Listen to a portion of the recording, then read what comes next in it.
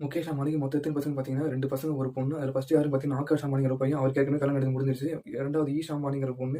அவங்களுக்கு வந்து 2018 அப்ப தான் வந்து மேரேஜ் நடந்து முடிஞ்சது. அவங்களோட மேரேஜோட மொத்த நெட் ஒர்த் எவ்வளோன்னு பார்த்தீங்கன்னா, 700 கோடின்னு சொல்றாங்க. இப்ப 3வது ஆனந்த் அம்பானிக்கு இப்ப மார்ச் மாசம் கல்யாணம் நடக்க போகுதுன்னு சொல்றாங்க. இதோட மொத்த வேல்யூ எவ்வளோன்னு பார்த்தீங்கன்னா, அப்ராக்ஸிமேட் 1000 crore அபோவ்ன்னு சொல்றாங்க. இந்த மேரேஜ் மட்டும் நடந்ததுன்னா, இந்தியாவிலே ஹை பெய்ட் இதுன்னு பார்த்தீங்கன்னா, இந்த மேரேஜ் தான் சொல்லுவாங்க.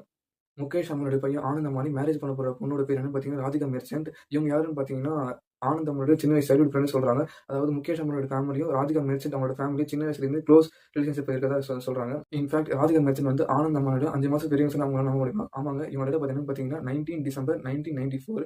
ஆனந்த் அம்பானியோட டேட் ஆஃப் பர்த் என்னன்னு பார்த்தீங்கன்னா 10 ஏப்ரல் 1995. ராதிகா மெர்ச்சன்ட் இவங்க யாருன்னு பார்த்தீங்கன்னா, என்கொயரி எர்த்கா பிரைவேட் லிமிடெடோட சிஇஓவோட பொண்ணு தாங்க இவங்க. இவங்களுடைய மொத்த எஸ்டிமேட்டட் நெட் ஒர்த் எவ்வளோன்னு பார்த்தீங்கன்னா, 755 கோடின்னு சொல்றாங்க.